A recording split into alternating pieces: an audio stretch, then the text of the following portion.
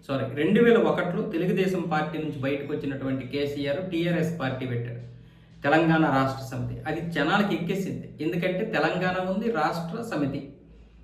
మన రాష్ట్రం కోసం మనం పోరాడదాం అన్న విధంగా ఆయన పెట్టినటువంటి పార్టీ సెంటిమెంట్ పరంగా చాలా బాగా వర్కౌట్ అయింది. మొదట్లో ఆదరించకపోయినా జనాలకి మెల్లిమెల్లిగా ఆ పార్టీ బాగా బుర్రకెక్కేసింది.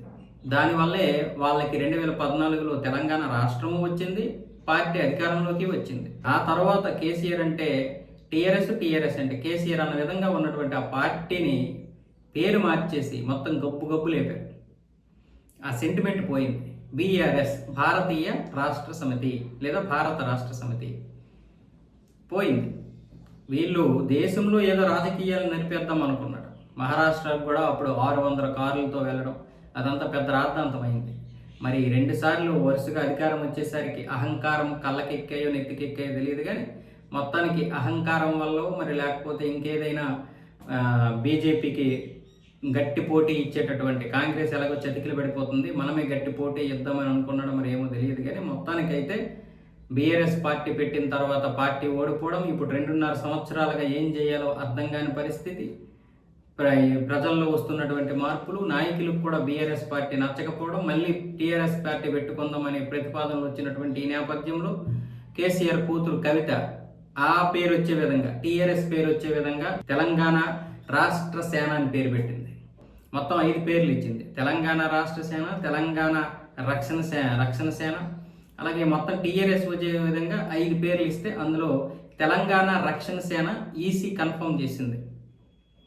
ఈసీ కన్ఫర్మ్ చేసిన తర్వాత ఇప్పుడు కవిత మాట్లాడుతుంది, ఇది నా కోసమే అని. వాస్తవానికి ఇప్పుడు ఇది కేసీఆర్కి భారీ షాక్. ఆయన మళ్ళీ టీఆర్ఎస్ పార్టీ అని పెట్టుకుందాం అనుకున్నాడు.